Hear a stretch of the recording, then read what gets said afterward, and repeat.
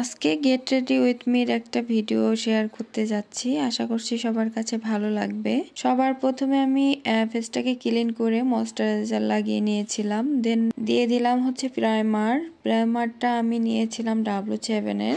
তারপর কিন্তু অনেকটা রেস্ট দিতে হয় ফেসের। দেন সেই ফাঁকে আমি আমার আইব্রাশটা কমপ্লিট করে নিলাম। আর ক্যামেরার সামনে কিন্তু আইব্রোজটা কমপ্লিট করা খুবই টাফ একটা ব্যাপার, তারপরেও আমি দেখিয়ে দিলাম।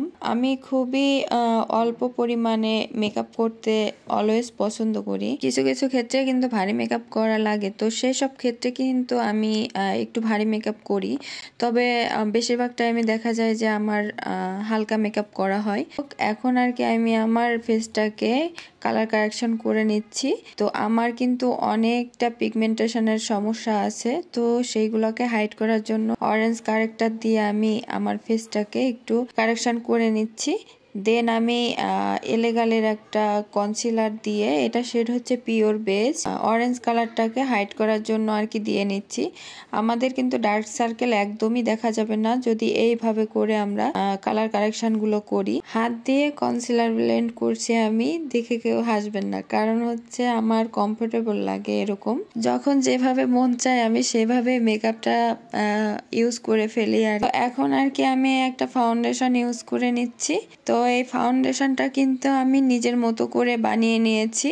আমি এখানে ফাউন্ডেশন ইউজ করেছি W7 এর, আর এলেগাল পুরো যে ইয়েলো শেডটা থাকে, তো ওই দুটাই মিক্স ম্যাচ করে আর কি আমি আরো কিছু সিক্রেট উপাদান দিয়ে আমি ওটাকে তৈরি করে নিয়েছিলাম। দেন এই ফাঁকে কিন্তু আমার ফাউন্ডেশনটা সুন্দরভাবে ব্লেন্ডও করা হয়ে গেল। তো এখানে আমি ব্রাশ দিয়ে করেছি, তবে কিছু কিছু ক্ষেত্রে আছে পুরো ফেসের মেকআপটা আমি হাত দিয়েই করি। তো যাই হোক, এখানে আমি বানানা পাউডারটা ইউজ করে নিচ্ছি, লুজ পাউডার যেটা, সেটা আমার কাছে মনে হয় বিউটি ব্লেন্ডার দিয়ে এই লুজ পাউডার গুলো ইউজ করলে ফেসের সাথে সুন্দরভাবে যায়। তো সেজন্য আর কি আমি এটা দিয়ে করছি। আর একটা পাউডার ব্রাশ দিয়ে আমি একটু ছেড়ে চুড়ে নিয়ে নিচ্ছি।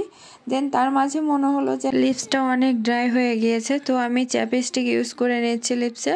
আর এখানে আমি দেখতে পাচ্ছেন একটা জাতীয় প্যালেট, এখানে হাইলাইটার, ব্লাশার, কন্ট্রোর সবই কিন্তু পাওয়া যায়। তো এটা খুবই রিজনেবল প্রাইজের মধ্যে খুবই ভালো একটা প্রোডাক্ট আমি বলবো। তো এটা কে কে ইউজ করছেন অবশ্যই কিন্তু কমেন্ট করে জানাতে একদমই ভুলবেন না। তো আমি ব্লাশ অন ইউজ করে হচ্ছে আমি হাইলাইটারটা ইউজ করে নিলাম। হাইলাইটারটা কখনোই অত বেশি পছন্দ না, মানে মুখটা খুব চকচক ঝিকঝিক এরকম করবে আমার কখনোই ভালো লাগে না, মনে হয় যে অতিরিক্ত হয়ে গেছে মুখে। অল্প পরিমাণে ফেসে নিয়ে নিলাম, যদিও এখানে আর কি লাইট স্বল্পতার কারণে মানে ওইভাবে করে বোঝা যাচ্ছে না।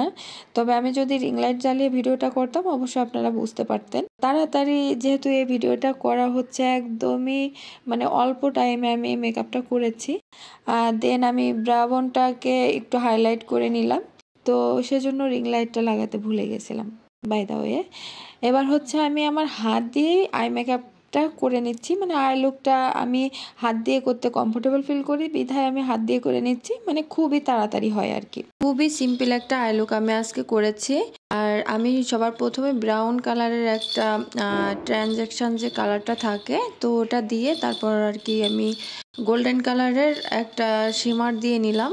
তো ব্যাস, আমার আই লুকটা তো করা কমপ্লিট। আমি আজকে আইলাইনার দিব না, আমি মাস্কারা দিব। তো আমি এখানে আর কি একটা লিপ লাইনার দিয়ে লিপসটা ড্র করে নিচ্ছি। দেন হচ্ছে বিউটি গ্লেস্টের 117 মেবি বার্গেন্ডি যে শেডটা থাকে, ওটা দিয়ে আমি আমার লিপসটাকে মানে ফিল আপ করে নিচ্ছি। তো বার্গেন্ডি শেডটা কিন্তু কিছুটা হচ্ছে ডার্ক ব্রাউন টাইপের কালার আর কি। ব্রাউন কালারটা কিন্তু সব স্কিন টোনের সাথেই যায়, আর এই কালারটা কিন্তু আমার খুবই ফেভারিট একটা কালার। এটা কিন্তু ক্র্যাক করে না, ওটা ক্র্যাক করে না, সেজন্য আমার কাছে খুব ভালো লাগে। তো যাই হোক, আমি তারপরেও একটুখানি পাউডার দিয়ে সেট করে নিলাম যাতে করে মানে লিপস্টিকটা কোথাও না ছাড়াই যায়। তো লাস্টে আমি আমার আইব্রোজটাকে একটু ঠিক করে নিলাম। এই তো আমি হেজাবটা পরেও চলে আসছি। আর বাইরে যেহেতু ঠান্ডার জন্য আমি একটা জিন্স কোট পরে নিয়েছি। কেমন লাগছে আজকে আমার এই লুকটা অবশ্যই কিন্তু কমেন্ট করে জানাতে ভুলবেন না। আমার আজকের লুকটা কিন্তু আমার আউটফিটের সাথে খুব সুন্দরভাবে গেছে। এই তো আমার সাজটা অনেক অংশে হয়ে গেছে। এত তাড়াহুড়ার মধ্যে আমি যে মাস্কারা দিতে ভুলে গেছি এটা আমার মাথাতেই ছিল না, তো পরে মনে হচ্ছিল কি যেন মিসিং মিসিং। তো তারপর মনে হলো যে না, আমি মাস্কারা দিই নেই, তো আমি এখন মাস্কারা দিয়ে নিচ্ছি। মাস্কারাটা দিয়ে নিলাম, তারপর ক্যামেরার সামনে অ্যাজ ইউজুয়াল যেরকম ভাবভঙ্গি করার দরকার করে নিলাম, দেন ঘুরতে চলে গেলাম। আজকের ভিডিওটা ভালো লাগলে আমার পেজটাকে ফলো করে দেবেন আর আমার সাথেই থাকবেন। আল্লাহ হাফেজ সবাইকে।